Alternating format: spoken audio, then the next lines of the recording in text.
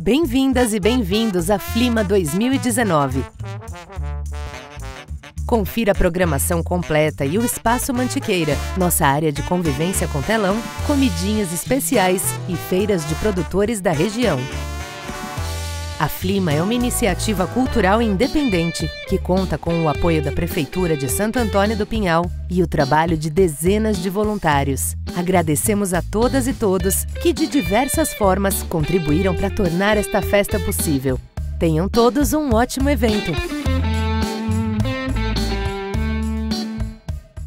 Muito boa noite, é um grande prazer estar aqui para falar sobre biografia. Josélia é jornalista, também com vários pés na história, na academia. Atualmente é diretora da Biblioteca Mário de Andrade, foi curadora das últimas 2 edições da Flip de 2018 e 2017. E vou chamar o Mário Magalhães. Mário, jornalista, entre outros lugares, ocupou um espaço de ombudsman no jornal Folha de São Paulo, e como biógrafo, ele é autor de Marighella, que foi premiado com Jabuti, e recentemente ele lançou um livro que tem um ano como personagem, que é o 2018, sobre Lutas e Lágrimas, que é a minha biografia de 2018. E a Josélia lançou esse maravilhoso livro, que é uma biografia do Jorge Amado, né? Então, esse é o ponto de partida da nossa conversa aqui sobre biografia. A gente estava aqui conversando um pouco antes de entrar, né? Se biografia poderia ser, né, Mário, você que levantou essa questão, um gênero em si, o que é o espaço da biografia, né, como uma junção talvez do jornalismo e da história, né? Então eu queria, para a gente aquecer um pouco antes de entrar no específico dos trabalhos e a gente conversar sobre também esses vários paralelismos nos personagens que vocês biografaram, qual que é a sua apreciação dessa questão? Onde se encaixa a biografia? Começando fácil.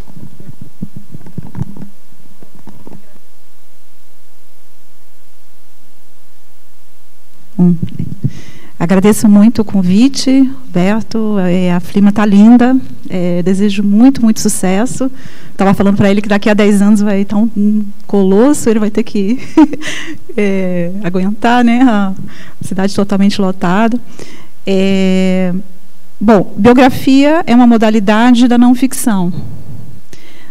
A maneira como o autor faz a biografia vai fazer com que ela se aproxime talvez mais de um trabalho de história, de um ensaio, de um trabalho mais literário até, que se ele enveredar pela ficção também, fizer um trabalho mais híbrido, então ele pode vir a ficar como uma coisa mais ficcionalizada. Então, a depender do andamento que você dá ao trabalho, essa biografia ela vai se sair mais do ramo da historiografia ou do ramo da literatura, né? Agora, essa discussão sobre o que é a verdade ou a ficção, aí é uma coisa muito longa, muito antiga, né, que mesmo na história existe esse debate, né, da natureza da história, os limites da história, e nos anos 70, por exemplo, houve um grande debate sobre a história como artefato literário. E hoje as pessoas estão mais tranquilas, né, quer dizer, se a história é ciência ou não. Então, hoje existe um consenso assim, que deu uma tranquilizada geral, né, depois da crise dos anos 70, não, a história é ficção também, que é a ideia de que o historiador ele tem um compromisso com a verdade, no sentido de que ele busca, através de pistas documentais, depoimentos, aquilo que dá conta, né, do que ele quer contar. Quer dizer, né, ele não pode, como diz o Carlo Ginzburg, ele não pode inventar, ele pode imaginar, não há limite para a imaginação, né? E o que não há limite para a imaginação? Assim, seria muita ingenuidade pensar que a vida do Jorge Amado foi tal como eu contei, no sentido de que você inventa uma sucessão de capítulos, você dá um nome a esses capítulos, os capítulos correspondem a épocas da vida dele. Isso tudo é uma invenção. Quer dizer, eu tenho documentos para contar a vida dele, mas a maneira como estruturo esse fio, né, narrativo é totalmente ficcional. Uma outra pessoa vai inventar uma outra maneira de contar. Quer dizer, a hora que o personagem entra, a hora que eu corto e boto outra história, quer dizer, não só a forma de encandear, mas também os cortes que eu dou, né, e as coisas que depois eu volto, né, quer dizer, tudo isso é puro artifício, né, quer dizer, como que eu vou terminar o livro, né, como que vai aparecer de novo alguém depois, como que esse amigo depois vira inimigo, o inimigo vira amigo, quer dizer, tudo isso é um fio narrativo, né, que você inventa, né? Embora todos os dados ali, enfim, eu não inventei os dados, né? Eu não inventei as falas, quer dizer, a pessoa pode até ter mentido, mas a fala foi alguém que disse, né? A piada que alguém contou, né? O que os jornais estão documentando. Então, assim, eu tenho essa obrigação de ter essas fontes, né? Mas a maneira como eu estruturo, ela é totalmente autoral e esse fio narrativo é totalmente inventado. Obrigado por essa sua fala inicial, Josélia. Mário, como é que você vê essa história do gênero, do lugar da biografia aí, para começar? Boa noite, pessoal. Muito obrigado, Roberto, pelo convite. É um prazer estar aqui na Flima pela primeira vez. E é um prazer enorme estar mais uma vez com a colega e amiga Josélia. Eu queria, primeiro de tudo, dizer que eu não estou vendo os olhos de ninguém. Então, isso é horrível para quem vai conversar com qualquer pessoa. Mas eu estou vendo o Roberto e a Josélia super bem. É o seguinte, o título da nossa mesa fala da biografia como gênero literário.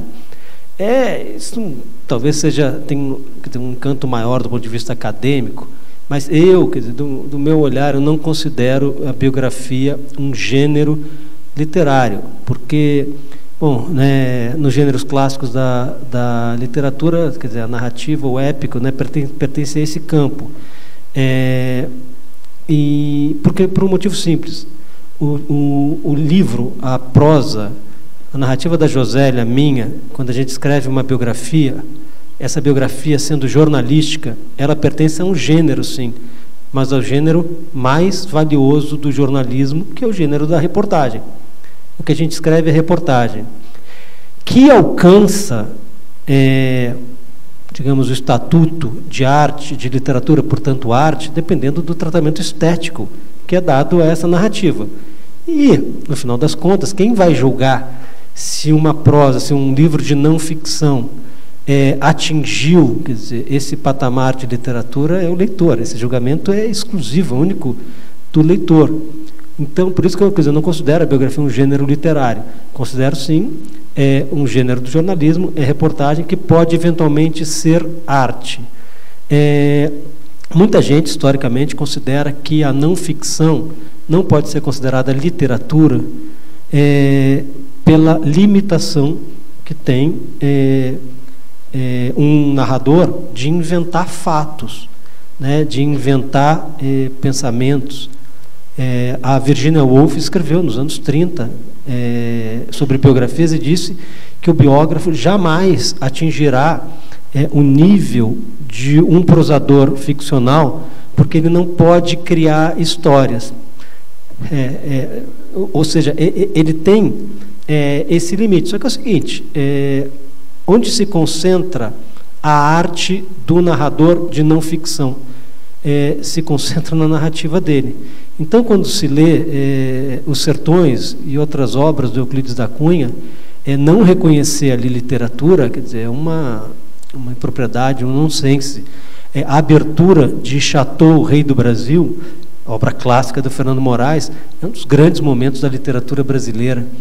Aliás, eu tenho um amigo, acho que eu contei essa história para a Josélia, um botafoguense no Rio, que ao ler o Chateau, quando foi lançado, chegou, pô, aquele teu amigo Fernando Moraes, eu trabalhei na pesquisa de Chateau, larguei o segundo caderno do Globo para trabalhar na pesquisa. Ele falou, que baita cascateiro aquele cara, né? Como é mentiroso. Eu falei, pô, o que houve?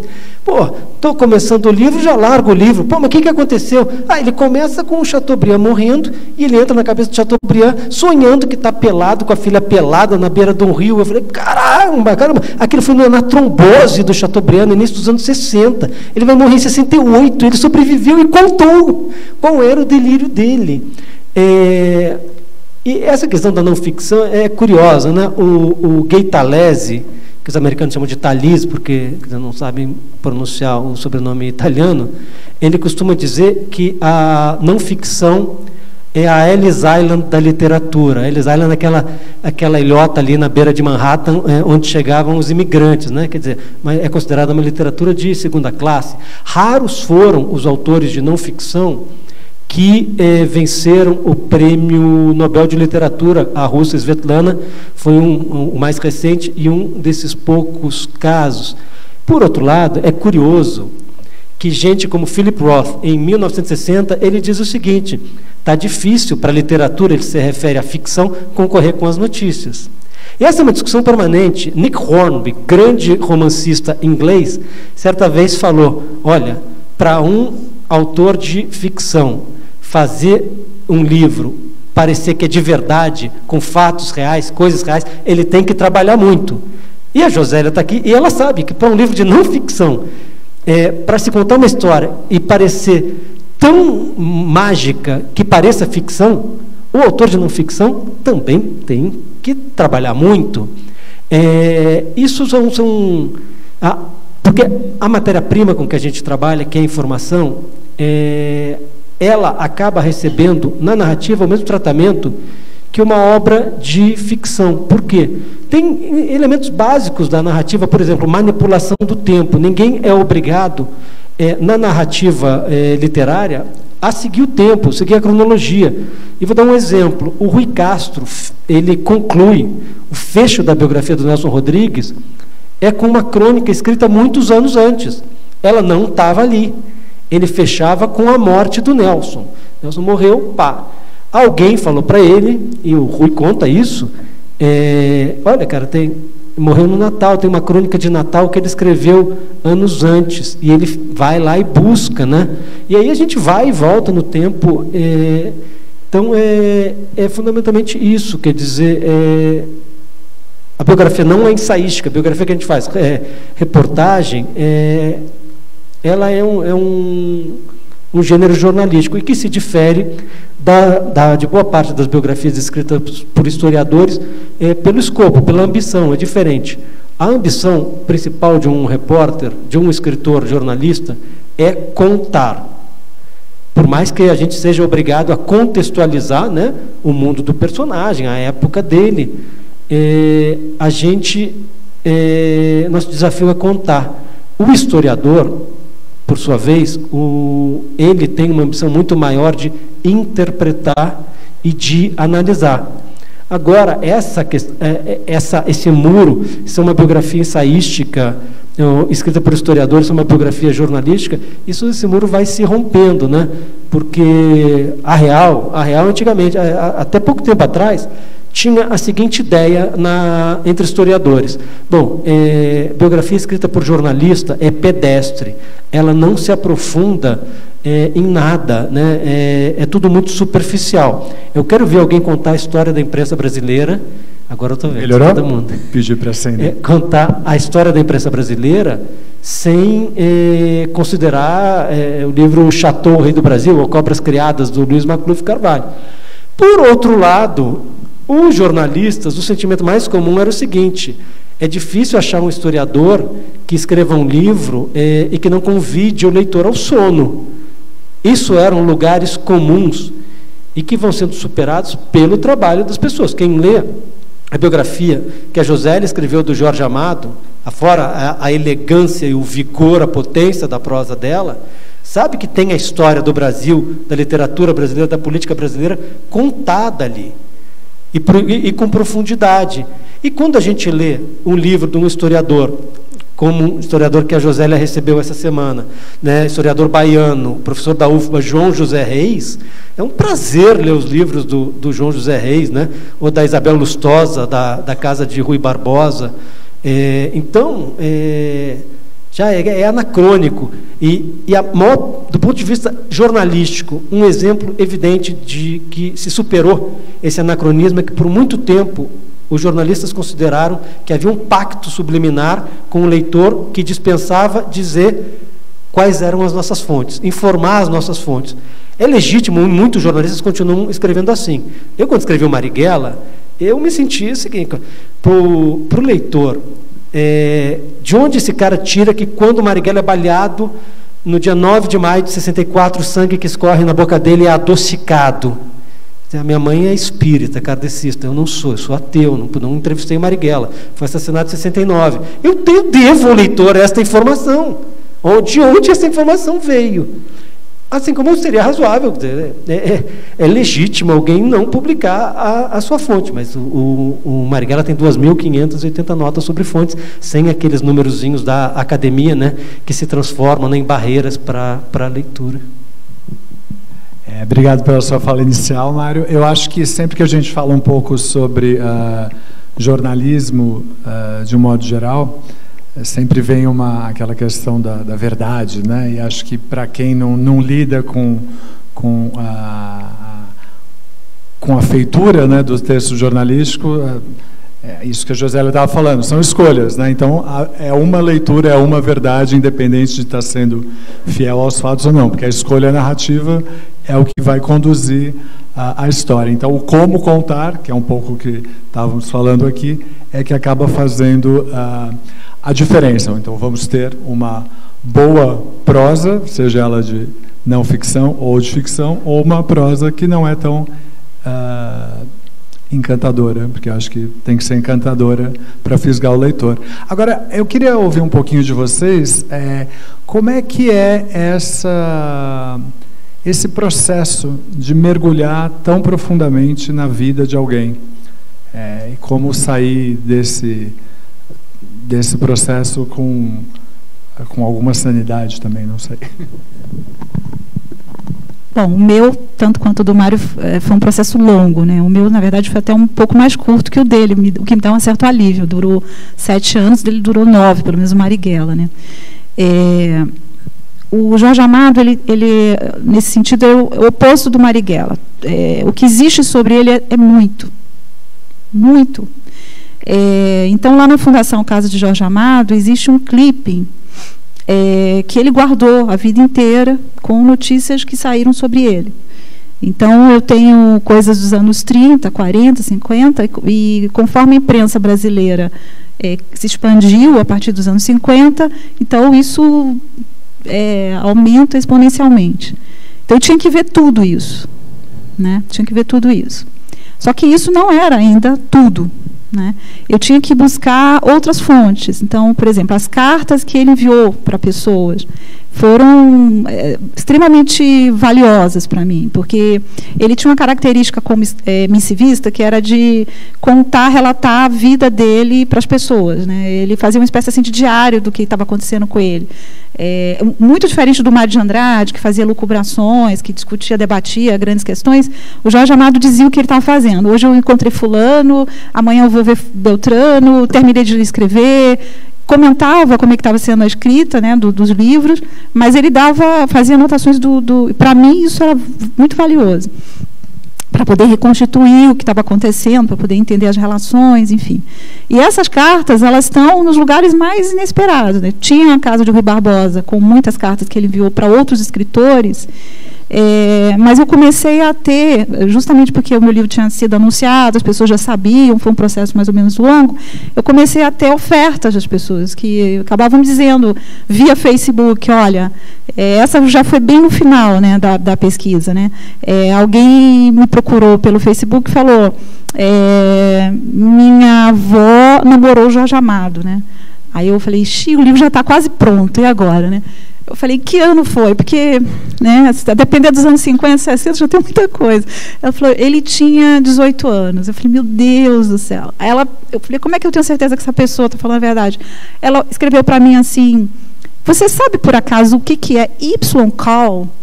Aí eu falei, é pseudônimo que ele usava quando ele tinha 17, 18 anos nos jornais da Bahia. Porque ele tinha um livro autografado com esse pseudônimo. Eu falei, então é ele mesmo. Aí, nesse dia, eu tive que pegar o avião para Brasília para poder ver essas cartas. Então, isso começou a acontecer, né? Eu, então, encontrei um lote de 250 cartas que ele enviou para o Antônio Olinto, que foi um grande amigo dele, e eram cartas com coisas pessoais que ele não comentava normalmente nas cartas, né? Desabafos, enfim. Só que também isso aí não era o suficiente. Tinha as fichas de polícia. Essas fichas de polícia estão nos lugares mais variados. Se estão do Estado Novo, estão no lugar, se são da época da ditadura. Daí tem os arquivos da polícia em Lisboa, né, que eu encontrei, os arquivos da PID, né, que eu encontrei na Torre do Tombo. Mas também isso não é o suficiente, porque o Jorge Amado foi publicado em 49 idiomas. Foi estudado na universidade brasileira, ao contrário do que muita gente imagina, né, que a crítica não gostava dele. Isso foi coisa mais recente. Na verdade, a crítica gostava muito dele, e muita gente escreveu sobre ele. E ele foi estudado também em universidades estrangeiras. Nos Estados Unidos e na Rússia, tem coisas sobre Jorge Amado desde os anos 40. Né? E tem na Itália, tem em Israel, tem em muitos lugares. Então, assim, como é que eu posso contar a trajetória dessa pessoa, que não é um livro de crítica literária, não era esse o objetivo, mas dando um pouco conta das transformações de percepção da obra dele pelos críticos, né? É a história da vida de um escritor que também teve atuação política, né? Então, assim, tive que entrevistar todas as pessoas que estavam vivas, né, ainda, que as mortas não é impossível, e ler também o que ele também deixou escrito, né, as entrevistas, os manuscritos, enfim. Então, tudo isso fez com que o trabalho demorasse muito, porque depois que você tem uma tonelada de coisas, você começa a escrever, quer dizer, eu fui escrevendo ao mesmo tempo. Isso me ajudou muito. Fui escrevendo ao mesmo tempo e fiz várias versões, e fui amadurecendo, enfim, o texto, cortando muita coisa. Na verdade, eu escrevi muito para depois sair cortando, né? E aí isso foi se definindo, quer dizer, teve que se depurando, né? Porque senão ele poderia fácil ter ficado com 2 volumes, ou 3, enfim. Porque desde o começo eu entendi o seguinte: a história dele era uma história que eu tinha que contar ele atuando como escritor e a cena literária, ele atuando como uma pessoa do Partido Comunista e a cena política. Outro personagem talvez não necessitasse esse tipo de abordagem, esse tipo de posicionamento. Mas era impossível, né, para um homem como ele, que teve essa vida muito pública, né, essa dimensão pública muito grande, não relacionar, não explicar o que significava o livro que ele estava fazendo no contexto, por exemplo, do Partido Comunista, ou do que estava acontecendo no país, ou mesmo de todas as discussões em relação à questão racial, que ele começa a perceber e a abordar, e depois ele intensifica na própria obra. Então, assim, era um personagem que, inevitavelmente, né, eu tinha que seguir a cronologia, embora em alguns capítulos isso fique um pouco mais fluido, enfim, que eu vá e volte um pouco, mas ela segue uma cronologia, justamente para ajudar o leitor a entender quem foi essa figura, né, e era a minha ideia, né, fazer uma história, né, brasileira, né, passando por todos essas questões culturais e políticas, a partir de uma pessoa que tinha sido, até aquele momento, o grande escritor brasileiro, mais popular no sentido, né, de popularidade, e mais vendido no exterior, né, quer dizer, a própria imagem do que se conhece literariamente, né, como o Brasil.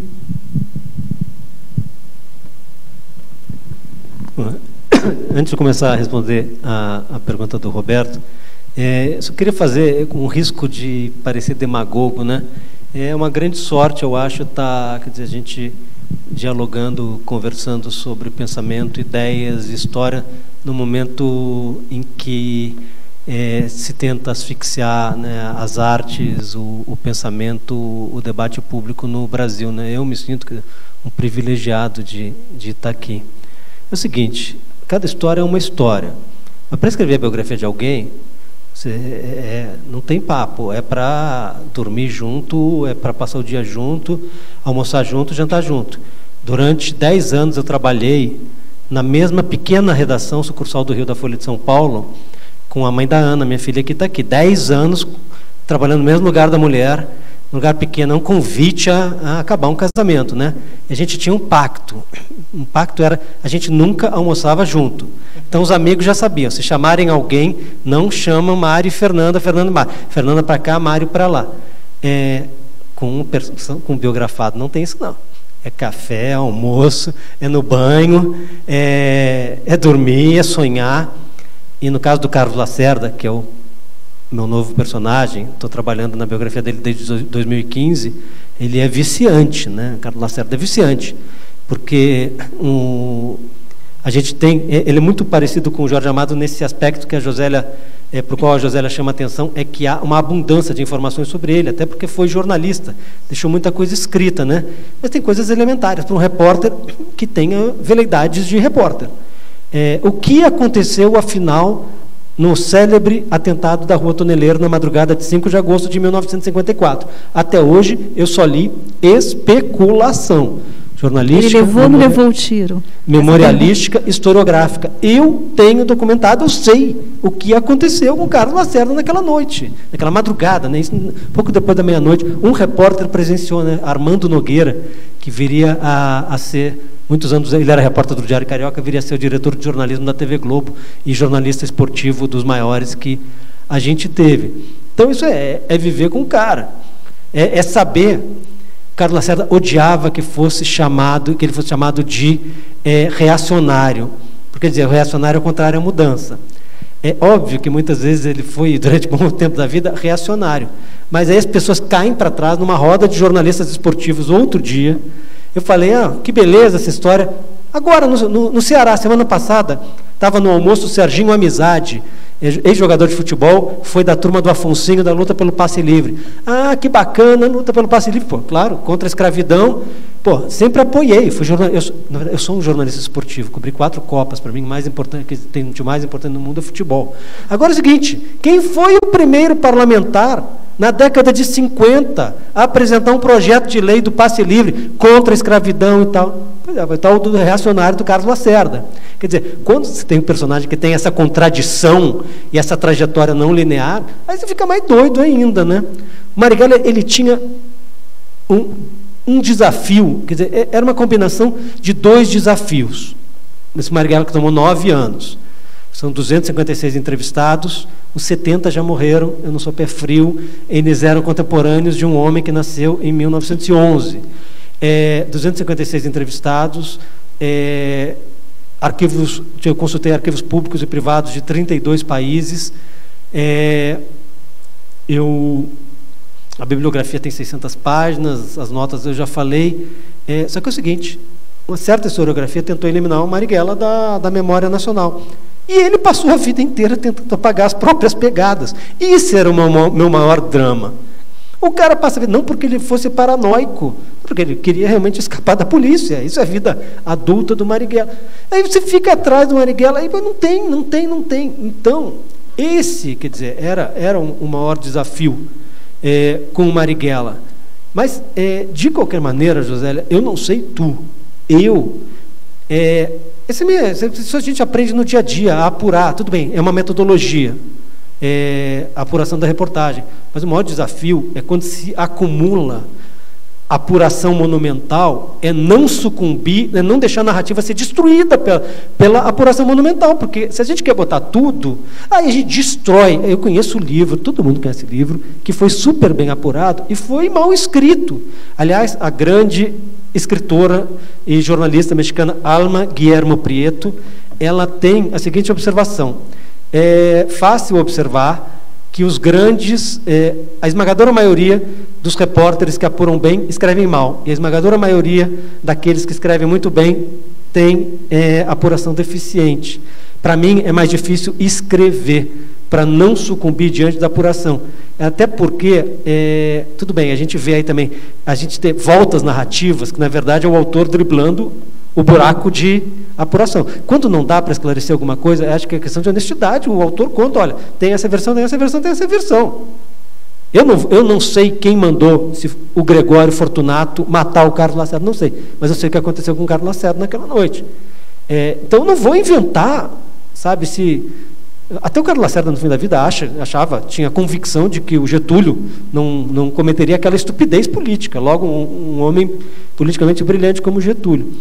Agora, a narrativa é isso, ela precisa da apuração, mas a apuração pode destruir um livro, uma prosa, e tem muita coisa da narrativa que é pensada. Gente, a biografia Marighella, ela é pensada. As 2 primeiras palavras do livro são Carlos Marighella, as 2 últimas são Carlos Marighella. Eu sabia, o livro tem 3 partes, a última é que foi adaptada no filme agora pelo Wagner Moura, estreia dia 20 de novembro. É a época da luta armada. O protagonista é assassinado, os amigos dele são torturados, presos, banidos, se ferram. Eu queria acabar com uma história lírica. E batalhei, é uma história na qual o protagonista não está presente, mas é uma história lírica.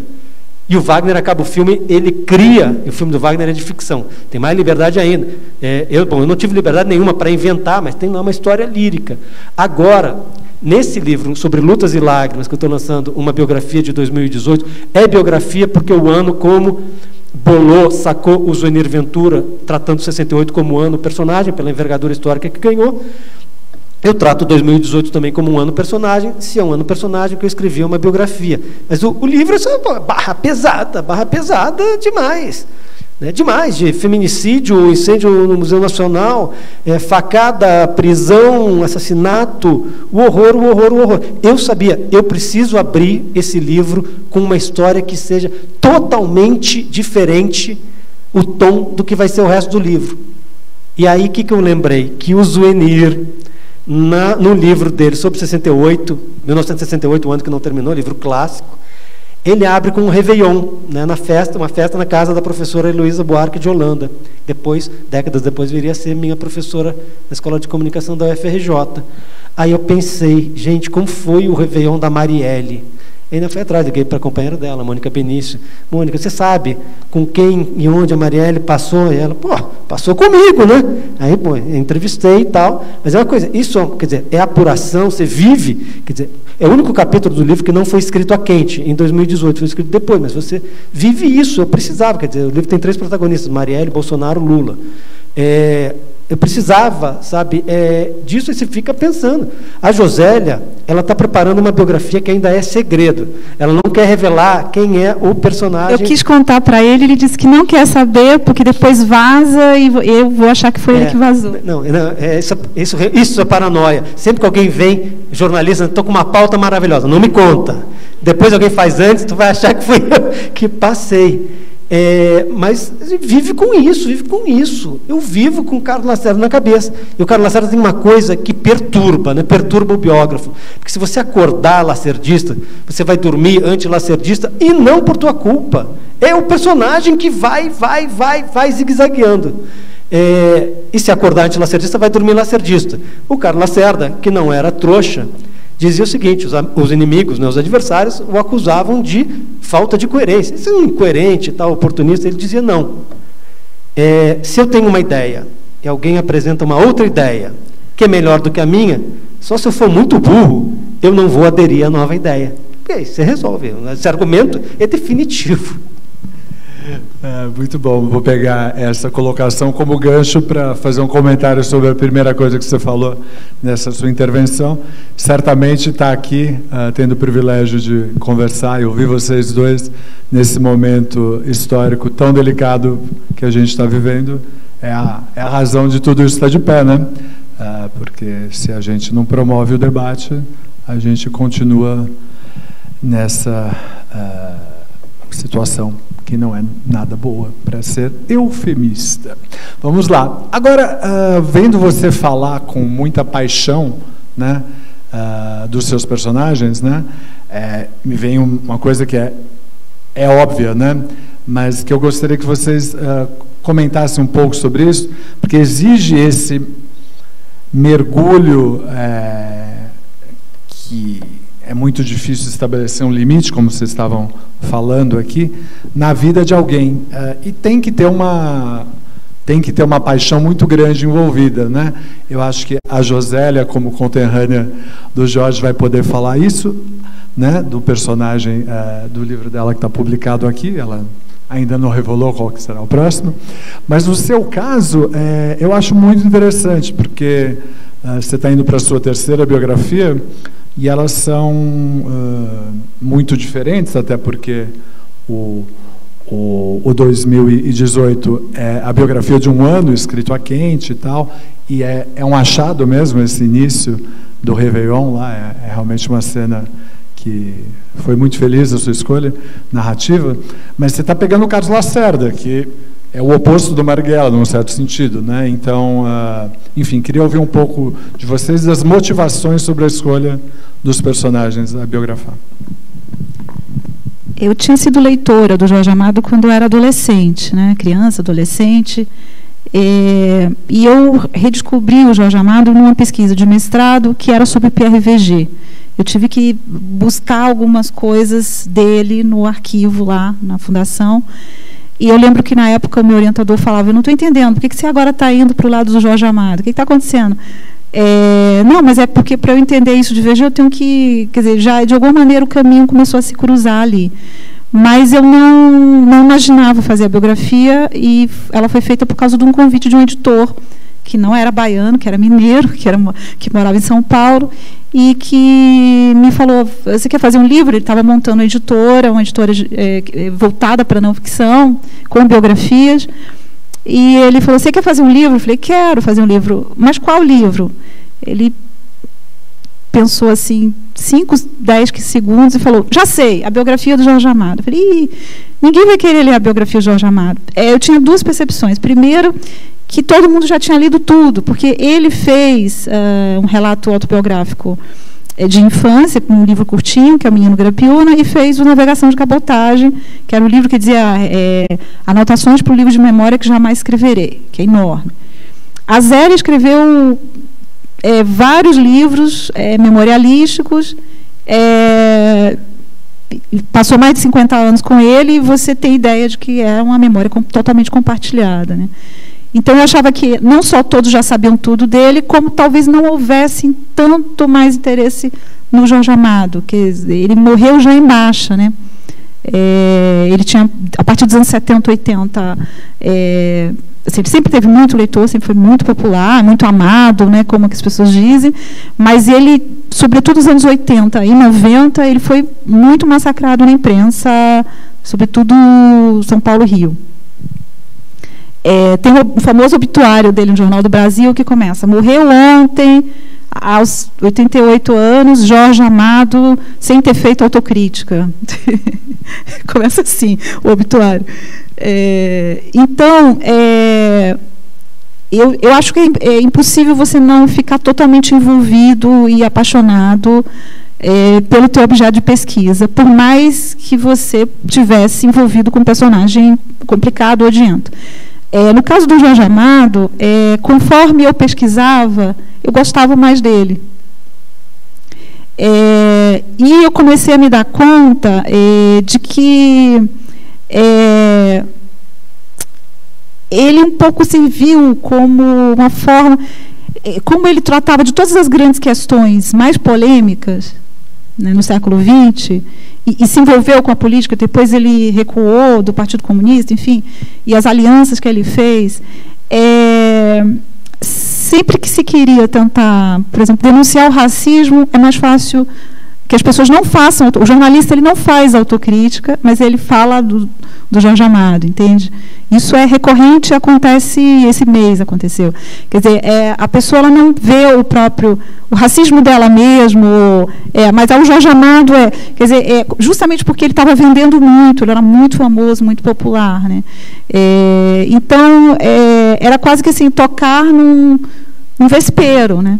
Então, eu estava até esperando que isso acontecesse quando eu lancei o livro, Mas eu acho que as coisas estavam tão ruins no país que houve uma certa trégua para o Jorge Amado, né?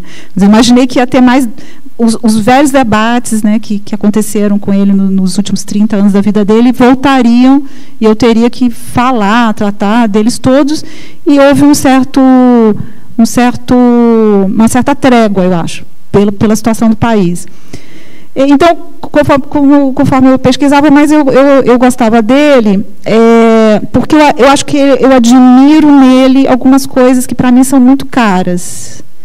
E aí eu não estou dizendo que ele era uma pessoa perfeita, né? Mas assim, tem algumas coisas que eu acho. Então ele era, por exemplo, uma pessoa que eu detestava pessoas arrogantes, ou que, como é que ele falava, era finórios, assim, pessoas, né, ele tinha uma coisa muito simples na atitude dele, né, e isso até confundia as pessoas, imaginavam que o Jorge Amado fosse um simplório. Na verdade, ele era um cara extremamente inteligente, astuto, arguto,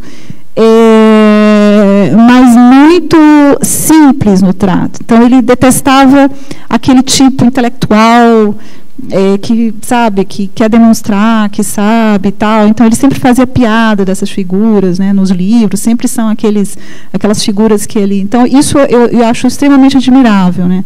Quer dizer, tanto que é uma das frases que eu coloco no final. Isso é total artifício literário, né? É uma frase que o Eduardo Portela diz, né? Eu acho que depois da morte do Jorge Amado, eu entrevistando ele fala, acho que a grande luta do Jorge Amado foi mesmo contra o pedantismo. Tipo, a grande luta do Jorge Amado foi contra o quê? Contra a pobreza, contra a discriminação, enfim, não, contra o pedantismo. Acho que isso é uma coisa que eu admirava muito nele.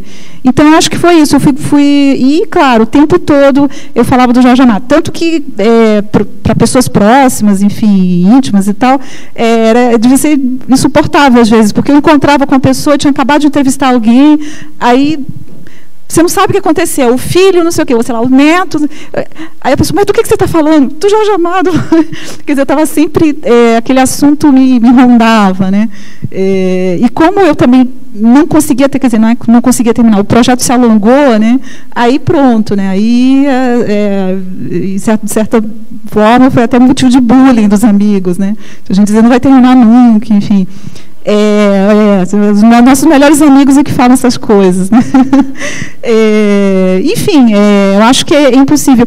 Agora, uma coisa bacana, que eu acho que o Mário deve sentir isso, né? É que tem um momento que você conhece tanto o personagem, tanto, que quando alguém diz alguma coisa sobre ele que não ressoa, quer dizer, você fala, não, ele não deve ter dito isso, desse jeito, essa frase não é dele, ele deve ter dito alguma coisa, essa palavra, isso, quando você chega a esse ponto, aí eu acho que o livro está pronto dentro de você, pelo menos, sabe? Você fala assim, aí daí alguém falou assim, não, porque aí o Jorge Amado chegou na festa, bebeu muito, eu falei, putz, o cara não bebia. Não, mas o cara falou, não, bebeu tanto que a Zélia teve que segurar ele quando ele voltou. Gente, ele estava ficando cego.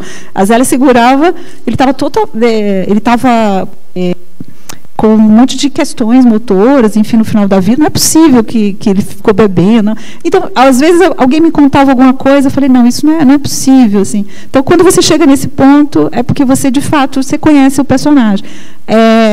Os efeitos, né? E essas qualidades, né? Como eu te citei, essa que eu acho que era mais admirável dele. Super legal. Antes do Mário fazer as colocações, ele queria lembrar que todo mundo pode fazer as suas perguntas. O Valmir está ali vamos fazer as perguntas por escrito e depois ele traz aqui para eu fazer para os nossos convidados.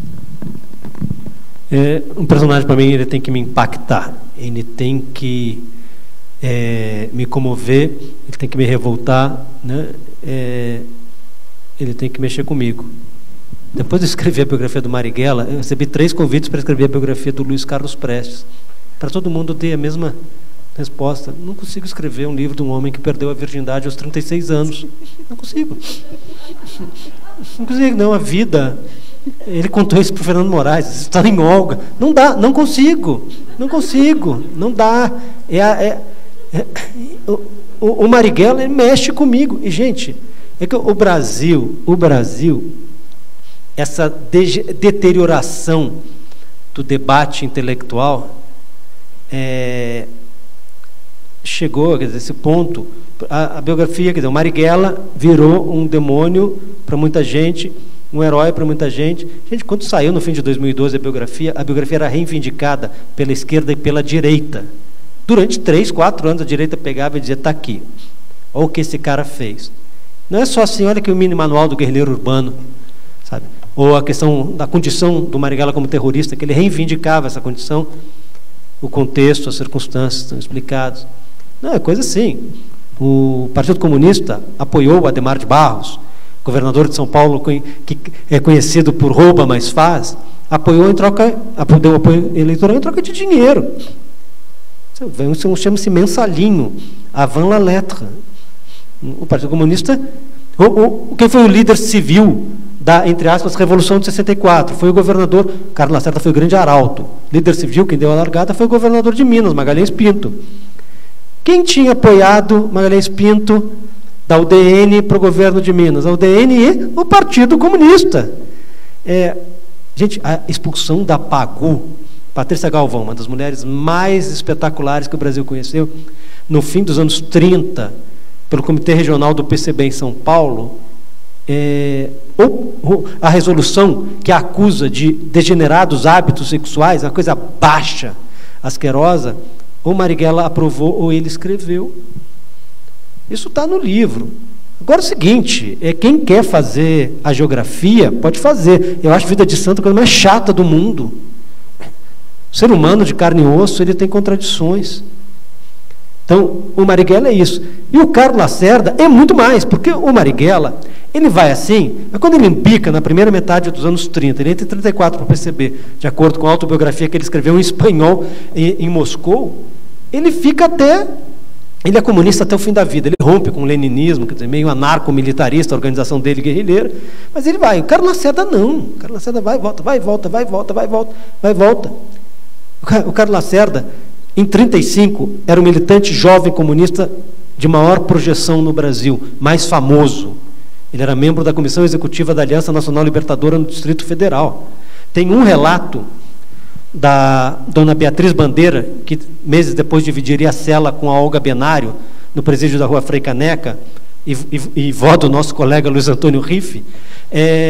A dona Beatriz Bandeira dizia que o Carlos Lacerda, na chamada intentona comunista de novembro de 1935, a intentona quando perde, quando ganha a Revolução, né? Aquele levante do PCB, a dona Beatriz disse que o Carlos Lacerda carregou bomba. Problema para o narrador, é a única fonte dizendo isso até hoje. É verossímil? É verossímil. Quer dizer, tem que mexer com a gente. O Carlos Lacerda vai se transformar no mais brilhante anticomunista da história do Brasil, para depois chegar, entre 66 e 68, fazer uma frente ampla. O livro sobre lutas e lágrimas tem um capítulo exclusivo para lembrar a frente ampla de 66 a 68, que une os ex-inimigos Lacerda, Juscelino Kubitschek e João Goulart, e, então, clandestino, o Partido Comunista. Isso vai e volta, vai e volta. E é isso aí, isso de ficar pensando no personagem. Veja Josélia, veja Jorge Amado. Jorge Amado é personagem da biografia do Marighella, é personagem sobre lutas e lágrimas, e vai ser... Jorge Amado não. O Jorge Amado é personagem do Marighella, vai ser da biografia Lacerda, maior ainda, e o Lacerda, que é personagem da biografia Marighella, e diz sobre lutas e lágrimas. E, gente, eu não preciso concordar com um personagem. O senhor Jair Bolsonaro, como eu falei, é um dos 3 protagonistas de Sobre Lutas e Lágrimas. Eu li 2 vezes o processo de 765 páginas do Superior Tribunal Militar, com decisão no fim de dezembro de 1988, sobre o plano do Bolsonaro para explodir bombas em quartéis, reivindicando soldos maiores. Gente, não preciso dizer, não tenho identificações com o Jair Bolsonaro. Eu não sou palmeirense, né, eu sou Flamengo.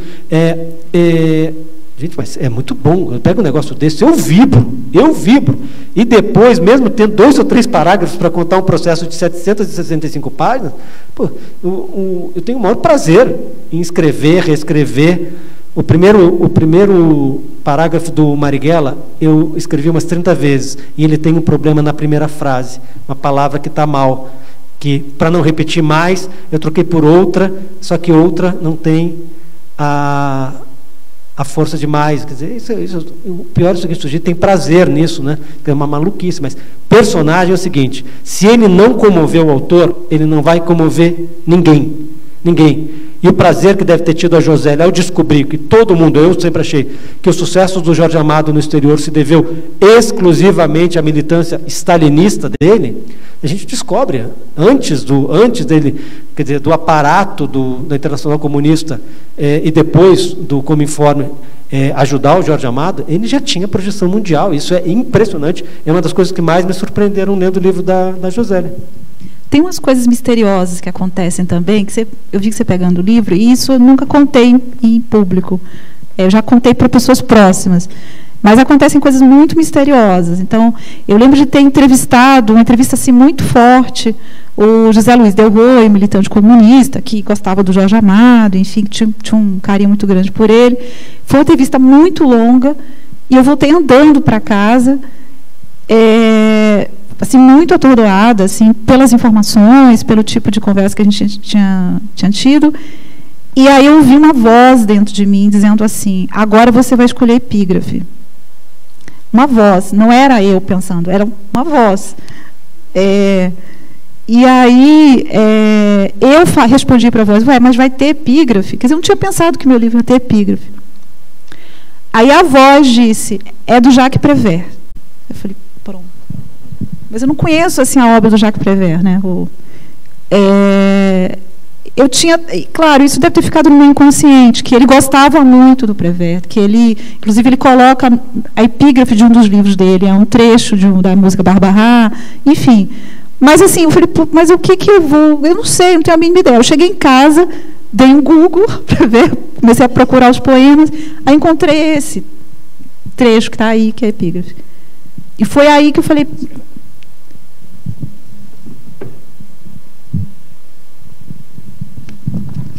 isso deve ter sido uns 5 anos antes do livro ficar pronto. 4 anos antes do livro ficar pronto. Essa história deve ter sido em 2004. 2004? É um poema, né, quer dizer, um trecho de um poema que ele faz para o Picasso, chama Lanterna Mágica de Picasso. Os pensamentos petrificados diante da sublime indiferença, de um mundo apaixonado, de um mundo redescoberto, de um mundo indiscutível e intricado, de um mundo sem bons modos, mas cheio de bons motivos, de um mundo sóbrio e embriagado, de um mundo triste e contente, sensível e mau, real e surreal, pavoroso e gracioso, noturno e diurno, sólido e insólito, bonito para chuchu. É a tradução do Diego Grando, que foi feita somente para essa biografia. A tradução que eu conhecia não era dele. Estou tentando lembrar que é de outro poeta. Mas, enfim, aconteciam essas coisas assim extremamente inesperadas, né? Tem o outro grande momento, que foi já o livro totalmente pronto. E tem a ver também com a minha mudança de editora, né? Eu tinha ido para uma conversa na Todavia sobre a Flip, que eu era curadora já me preparando para a edição 2018. Eu tinha terminado 2017. E aí a Ana, que é hoje a minha agente, né, falou assim: teu livro, né? Eu falei: não, está pronto e tal, e estou fazendo a última leitura, faltava acertar algumas coisas. Ela disse: mas você conseguiu falar com o Thomas Coates? O Thomas Coates tinha tentado fazer uma biografia do Jorge Amado no final dos anos 80. É um agente literário, tradutor americano. Eu falei para ela: Ana, eu tentei muito encontrar o Thomas Coates. Eu escrevi, eu telefonei, sabe? De vez em quando alguém me dava uma pista de onde ele estava. Ele nunca respondeu, nunca atendeu o telefone, nada. Não tenho a mínima ideia de como eu encontro ele. Sabia que ele tinha tentado fazer a biografia. Eu tinha curiosidade de saber por que ele não tinha terminado, mas... Aí a Ana falou assim para mim: eu tenho contato com ele. Ela falou: vou escrever para ele. Eu peguei um táxi da Todavia até a casa. Quando eu cheguei lá em casa, ela tinha escrito, e o Thomas Coates já tinha respondido. dizendo que todas as fitas ele tinha doado para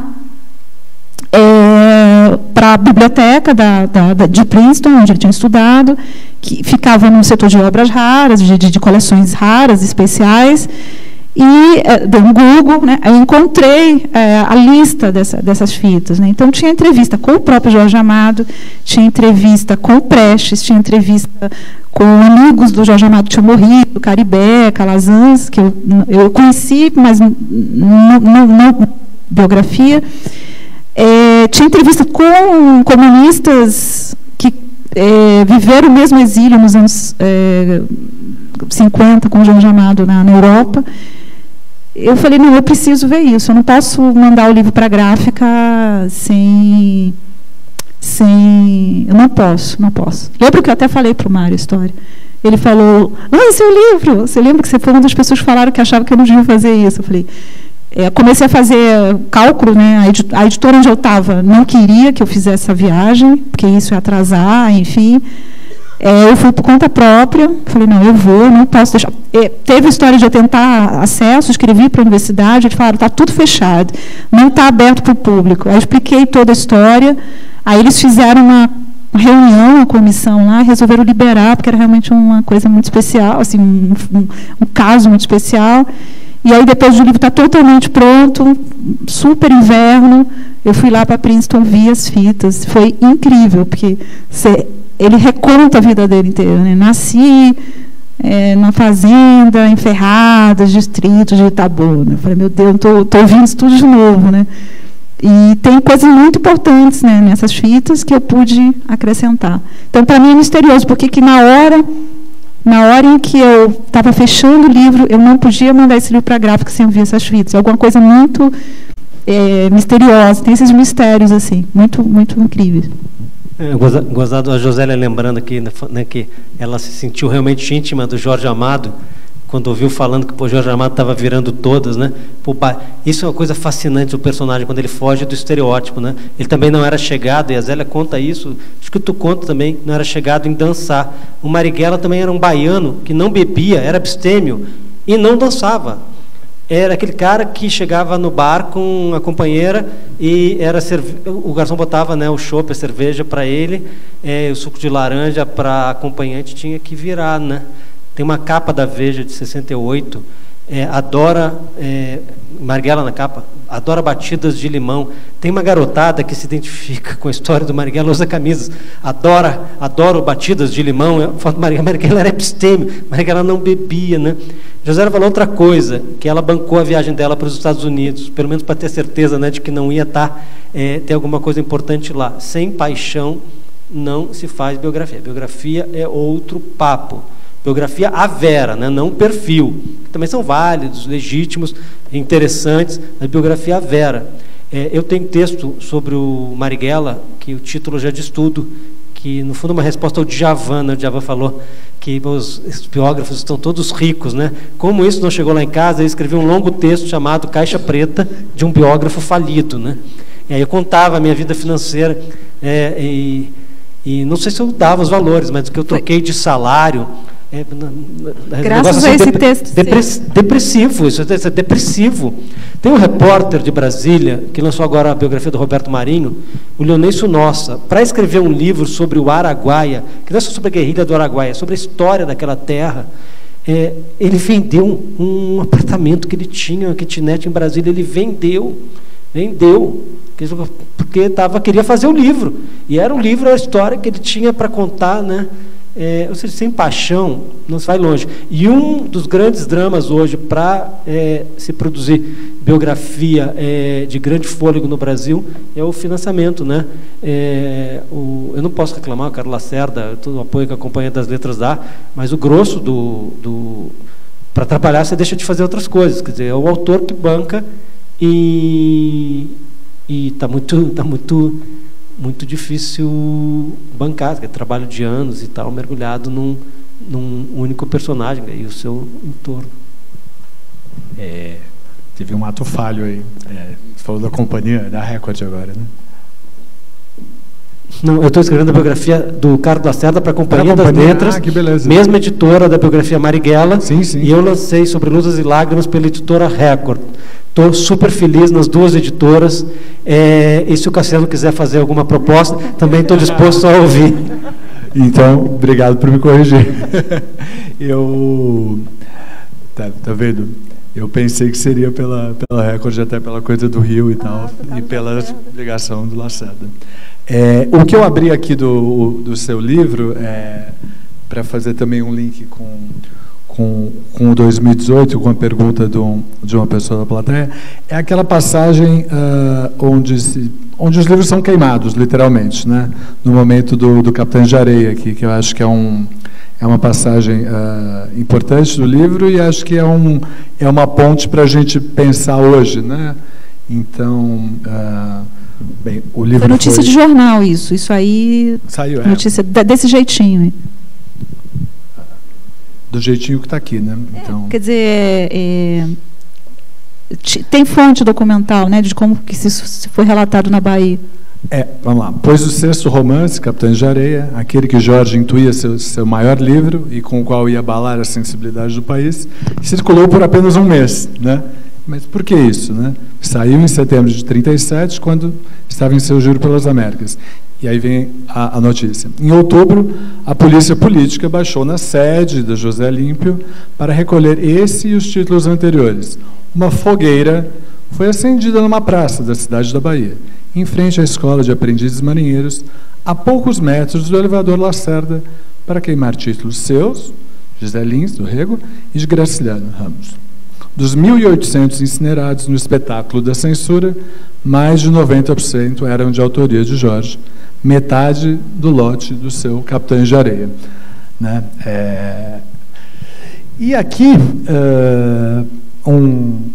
uma pessoa da plateia perguntou, e aí, terminou 2018? Você já falou, obviamente, um pouco disso, mas eu achei que era interessante trazer essa passagem para trazer essa consideração, e você também fazer uma fala sobre como é que é escrever sobre um ano e não só um único personagem, e escrever a quente, que foi um processo muito diferente, né? Para lembrar, Roberto lembra essa passagem do livro da Josélia, no ano passado, explicitamente, um general, dos principais assessores do então candidato Jair Bolsonaro para a educação, defendeu a eliminação nas escolas e universidades de qualquer livro que tratasse um episódio de 1º de abril de 1964 como golpe de Estado. O que ele está propondo fazer é queimar livros, né? E, como certo autor certa vez disse, primeiro eles começam queimando livros, depois eles queimam pessoas, né? Sobre Luzes e Lágrimas tem duas que eu chamo de referências ao Zuenir Ventura. Zuenir, como lembrado, né, ele escreveu um livro sobre 68, 20 anos depois, um livro de 88. Saiu pela Nova Fronteira, certo? Nova Fronteira, editora fundada por Carlos Lacerda, e então dirigida por um grande amigo contemporâneo do Zuenir, que foi o editor Sérgio Machado. Sérgio Machado, não, Sérgio Lacerda, pelo amor de Deus. Sérgio Machado é Record. São coisas diferentes. Eu comecei a escrever o Marighella 34 anos depois dele ser morto. Ele não morreu, ele foi morto. A conjugação do verbo conta a história. Estava desarmado, 29 policiais armados podiam ter prendido ele na boa. Eu comecei a escrever o Carlos Lacerda, trabalhar no Carlos Lacerda em 2015, portanto, 38 anos depois da morte dele, que aí também eu não vou conjugar o verbo, porque é uma história a ser contada. O ano passado eu contei, quer dizer, o livro, ele contém capítulos que vão contando semana a semana. A maior parte desses capítulos foram publicados originalmente no site Intercept Brasil. Evidentemente que eu dei uma melhorada, uma encurtada nesses capítulos, mas os mais longos mais densos, de maior ambição jornalística e narrativa, eles são totalmente inéditos. E nas duas referências que eu faço ao Zuenir, elas estão no prólogo. Uma eu já contei, né? Eu abro com o Réveillon da Marielle, né? Que é um Réveillon de sonhos e de esperança, né? Ela e a Mônica tinham resolvido, elas iam se casar no dia 7 de setembro, não por causa da efeméride cívica, mas por questões de numerologia na praia, em Búzios, né? Elas iam planejar um filho, né? Que seria gerado com material biológico da Mônica e seria gerado pela Marielle, com material biológico da Mônica. O dia, 1º de janeiro, é o dia em que a Marielle começa a ler Hibisco Roxo, livro da Chimamanda, do qual eu pesquei a primeira das 2 epígrafes do livro. Essa é uma referência. A outra é o título do prólogo, que é o ano que tão cedo não vai terminar, que é 2018. Bom, gente, a resposta é: o que a gente está vivendo não é apenas a continuação cronológica de 2018, é a continuação política, social, cultural, existencial. Por exemplo, Amazônia, devastação da selva, da floresta. No livro tem o Nabihan Garcia, que é o presidente da UDR, ele é o sub da ministra Tereza Cristina. Um repórter pergunta para ele, Fabiano Maisonave, pergunta para ele: mas o senhor acha que cabe mais desmatamento na Amazônia? O verbo é esse, cabe. E a resposta é curta e grossa: cabe. Quer dizer, a bola está aqui, tem outras passagens, né? A gente vive isso, é esse tempo que a gente vive, em que um ideólogo da presidência, né, autoproclamado filósofo, foi astrólogo, foi nosso colega sem brilho algum. O sujeito sustenta que realmente não tem nenhuma prova de que a Terra gire em torno do Sol. O cara fala isso, né? Além de essa sagração da ignorância, né? Coisas do tipo, isso tudo está no livro. Esse capítulo não dá para tratar a sério, né? Se chama o furico alheio, né? Que o sujeito só se preocupa, né, com o furico alheio. Ele escreve coisas do tipo: todo mundo sabe que durante a ditadura todos os jornais eram dirigidos por jornalistas de esquerda. Aí eu escrevo: isso é uma injustiça com muita gente, a começar pelo Boris Casoy, que dirigiu a Folha, e é um ótimo jornalista. Boris Casoy é um baita jornalista, posso discordar de um monte de coisa dele. Boris Casoy é um baita de um editor. Então, a gente vive em todos. Ontem, notícia de ontem, no Centro Cultural da Justiça Federal, no Rio, foram barrados 3 curtas, numa mostra de curtas-metragens. O pessoal, em conjunto, fez o que se deve fazer. Vamos todos embora. Isso, o livro tem um capítulo inteiro da censura de volta, que é censura nas artes, é censura na cultura, é censura na universidade, é censura na imprensa. Gente, teve um monte de matéria proibida, reportagem, notícia proibida no ano passado. Então, eu acho isso, quer dizer, é um ano tão cedo não vai terminar, e tem impacto por décadas. A floresta não vai voltar.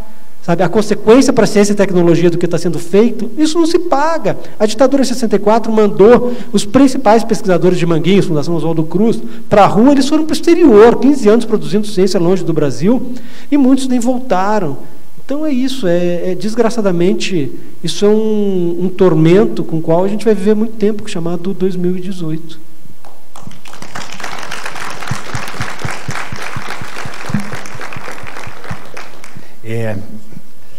Talvez esteja só começando, né? Em vez de ter terminado, infelizmente. Vou aqui trazer algumas considerações da plateia.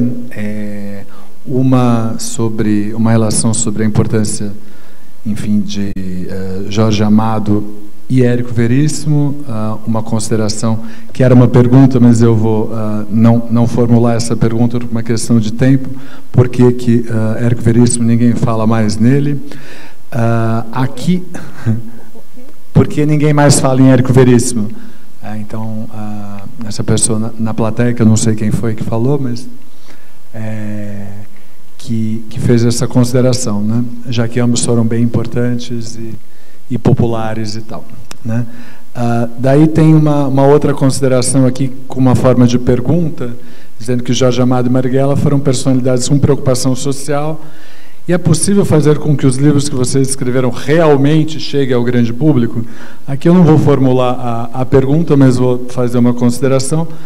De fato, acho que é uma forma deles chegarem a um público mais amplo, né? uma das formas, né? Então, me parece, né? Se vocês tiverem outras considerações, vocês colocam. E tem uma outra pergunta que também fica aqui como um registro para a gente pensar depois, antes de eu partir para daí sim, uma última pergunta para a gente fechar esse bate-papo. Diz a pessoa, pode acontecer o contrário, gêneros literários, romance ou conto, se apropriarem da biografia. E daí lembra do Bolanho, né, na literatura nazi em América Latina. Perfis biográficos de escritores que nunca existiam. E daí pergunta se conhecem outros casos, né? Enfim, essa mistura de gêneros também, né, na literatura contemporânea, ela é um traço, né? Acho que está presente em muita coisa. Poderia dar origem a várias discussões aqui, mas por uma limitação de tempo não vou trazer essa consideração. E vou trazer uma pergunta aqui, que fica para os dois, que assim, poderiam falar sobre a biografia que leram e mais gostaram? E das atuais, internacionais, indicam alguma recente? E uma fácil, saia justa, qual o melhor biografista? Qual o melhor biógrafo, enfim, ou biógrafo?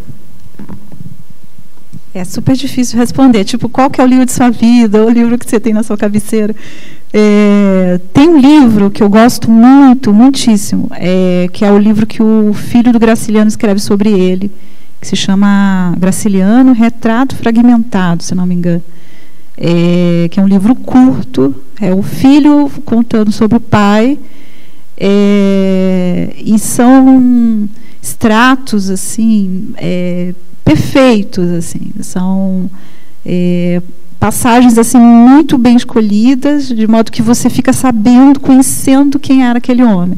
Então não é a história da vida dele, não é uma biografia, tanto que tem uma biografia que é do Denis de Moraes, que conta a história de uma maneira mais clássica, enfim, episódios. É o livro que o filho, que é escritor, escreve sobre o pai, e é assim exata, né? Ela gosto muito, sempre cito muito esse livro. Autor de biografia que eu tenho gostado muito, Edmund White é um grande autor. Brasileiros, eu cresci lendo o Rui Castro e o Fernando Moraes, todo lado de um grande biógrafo. Sobre essa preocupação em fazer o Jorge Amado chegar aos leitores, é uma coisa que eu pensava muito, e eu acho que isso tem a ver com a pergunta que você me fez. Porque o tempo todo eu tentava pensar assim, não, quem vai ler isso não sabe o que é isso, como é que eu vou explicar isso? Só que sem parecer que eu estou dando explicação. Então, eu estava o tempo todo me policiando e sempre achando que não estava claro o suficiente, né? E essa escolha de não... Quer dizer, eu poderia ter feito uma coisa um pouco mais acadêmica, um pouco mais... A história das notas de rodapé, por exemplo, ela era toda cheia de notas, né, de números, né? Aí houve um momento que eu falei, não, eu vou transformar isso em nota de fim, vou dar as referências depois, isso depois foi um inferno, né, no final. Até hoje eu estou melhorando essas notas, porque no final o resultado, eu gostaria de ter sido mais minuciosa, né, na edição final, mas era também uma preocupação para que o leitor do Jorge Amado lesse o livro, né, quer dizer, o leitor do Jorge Amado que não vai ficar olhando as notas, né.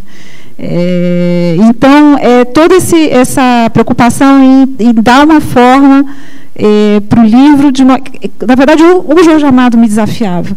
Eu vou ter que fazer um livro que possivelmente vai viajar como o livro dele viajou. Então, era a coisa que mais me desafiava. Como eu vou escrever isso para que a minha mãe leia, uma pessoa de 18 anos leia e consiga, apesar de todas as referências. E quando o editor estava lendo o livro, eu sempre falava para ele, se tiver alguma parte chata, você me fala. E eu corto. Algumas eu achava que devia ter cortado, ele falou, não, tá bom. Eu me lembro que, assim, lendo a última versão da última, já tinha sido revisado. Era assim, vamos dizer, era a prova final do livro. Tinham 3 parágrafos assim, que eu falei, isso aqui está muito chato. Aí eu dei um Ctrl+C, Ctrl+V e mandei para ele, assim, você tem certeza que isso aqui não tinha que cortar? Ele, não. Aí eu, assim, quer dizer, eu queria cortar porque eu achei, isso aqui tem que cortar porque as pessoas não vão passar desse parágrafo. Mas aí eu acho que é isso, é uma preocupação de fazer com que ele fosse lido, né? Personagem bom, assim, a gente vai ouvindo e vai lembrando coisa, né? Érico Veríssimo. Pô, eu sou fã do Érico, né? Eu não sou gaúcho, mas falo feito gaúcho, morei lá dos 9 aos 19 anos. Pô, o Érico não é só gaúcho, o Érico é universal. O Carlos Lacerda era tão abusado que ele era amigo do Érico. E eles trocavam cartas, falando da obra do outro. O outro mandava, era uma forma, né, nessa tradição epistolar, o sujeito mandava o livro, né, com dedicatório e tal. Aí o Érico sempre falava, oh, parabéns, Carlos, e tal, seu livro. Carlos Lacerda tem uma obra-prima da memorialística chamada A Casa do Meu Avô. Isso é uma coisa do outro mundo. Com todo respeito, estamos aqui, estamos em Minas, né? O papel é São Paulo. Estamos em Minas, né? Todo respeito ao Pedro Nava. A Casa do Meu Avô é algo que eu nunca vi, no Brasil pelo menos, como obra de memória. Mas muito bem, Carlos Lacerda era tão abusado que recebia o livro do Érico e escrevia a carta, parabéns pelo seu livro. Mas tem esse problema aqui, essas páginas aqui não renderam muito, eu teria tirado, e você não escreveu sobre aquele episódio. Assim, um abuso, assim, uma intimidade, isso é um negócio fascinante, né? O Jorge e Marighella, Carlos e Amado, com preocupação social. Beleza, eles eram membros da bancada do Partido Comunista na Constituinte de 46, bancada de 15 combativos deputados, todos homens. Quem acha que não adianta resistir a nada, o Brasil de 1946 era assim, centenas de constituintes, deputados e senadores, todos homens. Mas, no fundo, eles eram os dois ghostwriters da bancada, né? E trabalhavam pra caramba. E o Marighella ainda era membro da mesa da Constituinte, que se chamava Comissão de Polícia. Comissão de Polícia era como se era tratada a mesa da Constituinte. Claro que não resistiu o título, é um comunista na Comissão de Polícia. Na Comissão de Polícia. Mas a minha impressão, Marighella e Jorge Amado, mais do que, já naquela época, do que preocupados com a Revolução, com literatura, era o seguinte, os caras não podiam com o rabo de saia, né? Eles eram muito amigos, muito baianos e tal, e isso aí que na vida deles rende grandes histórias. Dois maiores biógrafos brasileiros, na minha opinião, são Fernando Moraes e Rui Castro, não tenho dúvidas sobre isso.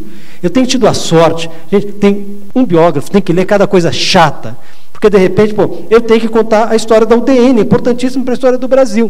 Mas tem que, cada discurso chato, documento chato, tem que ler. Mas com o Lacerda, eu estou lendo muita coisa interessante. Então, eu li, por exemplo, agora, a biografia da Josélia, a biografia do Jorge, a biografia do Walter Moreira Salles, pelo Luiz Nassif, a do Roberto Marinho, pelo Leonêncio Nossa, que eu já citei aqui, a da Maria Tereza Goulart, pelo Wagner William. Eu tenho aprendido muito. Para sugerir uma biografia brasileira que, quer dizer, marca a época e vai ficar, Jorge Amado, uma biografia. Eu não vou dizer o nome da autora, senão ela vai ficar com uma marra tremenda. Ele é muito generoso. Contar que a primeira vez que eu escrevi para o Mário, eu estava já fazendo a biografia, escrevi para ele e falei, olha, eu não sei nada de Partido Comunista. Aí ele me passou e-mail assim, com um monte de telefones. Aí depois ele me mandava link, depois ele me mandava sugestão de... Ele assim, me mandou muita coisa, assim, conforme a gente já conversava, enfim, tinha dúvidas, eu tirava dúvidas com ele, assim, entre 2003, eu acho, e 2005, muita coisa que ele sabia ou me contava, me mandava documento.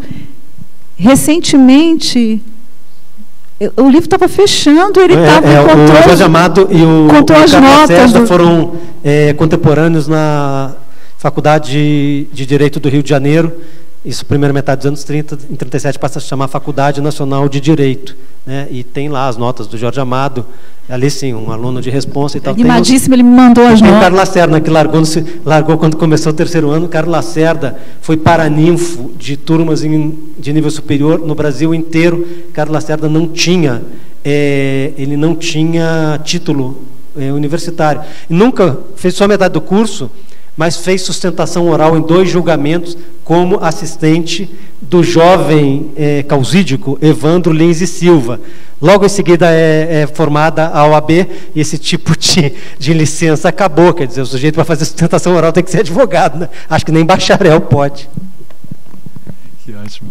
Então, eu vou terminar aqui com uma pergunta que é um exercício de futurologia, mas é muito interessante como provocação.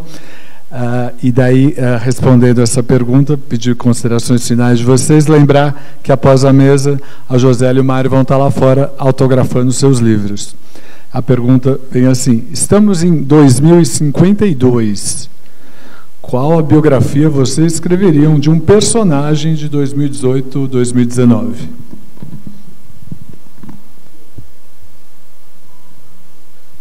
Eu estou fazendo a conta para ver quantos anos eu vou ter. Achei bem curiosa a escolha do 2052, mas, enfim, é o que está aqui. Eu vou ter 89 anos. Pô, se um sujeito de 89 anos resolve escrever uma biografia, o cara é um maluco. Olha, havia um baiano, um grande baiano, que foi comunista, ele era muito rico. Uma época, início dos anos 70, foi o homem mais rico da Bahia, Dr. João Falcão. A maldição dele foi fazer um jornal, um grande sujeito. O Dr. João morreu com mais de 80 anos. Eu ainda peguei o Dr. João para entrevistar para o Marighella. Todos os jornais do Partido Comunista davam prejuízo no país em 45, 46. Eles tinham muito militante. O único que dava lucro era o jornal deles diário, O Momento, na Bahia, porque era o Dr. João que administrava, sabia fazer dinheiro. Ele foi banqueiro, ele foi empreiteiro, ele foi do agronegócio, foi tudo. E o Dr. João morreu com mais de 80 anos, depois de ter uma crise alérgica, tudo, causada pelo pó dos documentos em que ele estava mexendo para escrever uma história do Luiz Carlos Prestes. Se eu viver até os 89 anos, eu não vou escrever biografia de ninguém. Não tem por Carlos Lacerda, eu nunca mais vou escrever biografia de ninguém. Isso é uma coisa que enlouquece a pessoa. O cara com 89 anos quer escrever uma biografia, o cara tem que ser internado, ignorando a lei. Quer dizer, os princípios da política antimanicomial. Pô, pelo amor de Deus.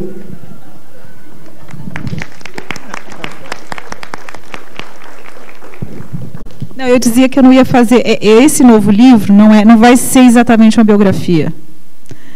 Embora tenha uma personagem. Eu tinha prometido não fazer uma outra biografia. Eu não aguentaria fazer a mesma coisa. É que, de fato, essa figura me permite fazer uma coisa totalmente diferente. Ela é diferente, é uma mulher. É diferente a história dela, a vida dela, a forma como eu vou contar essa vida, e as questões que envolvem ela, embora tenha pontos muito em comum com Jorge Amado. Se conheceram. Ela é citada nessa biografia aí, ela aparece. É um nome que está aí. Pô, tem muita gente citada. Tinha uma pergunta, combinação de... Na verdade, combinação de ficção com não ficção. Tem uma sugestão, que é uma obra-prima. Chama-se Flores Raras e Banalíssimas. A autora se chama Carmen, acho que é S. a americana Oliveira.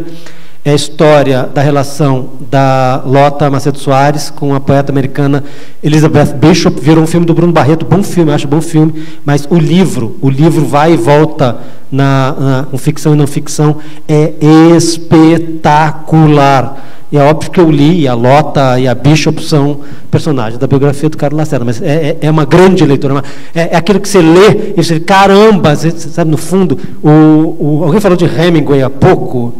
O Hemingway no filme do Woody Allen diz, nunca pergunte para um escritor o que ele achou do seu livro, porque se ele gostar, né, ele vai ter ódio de inveja. Esse livro, Flores Raras e Banalíssimas, tem passagens assim que você fica desesperado, eu nunca vou escrever como essa mulher. Então é uma sugestão. Muito bem.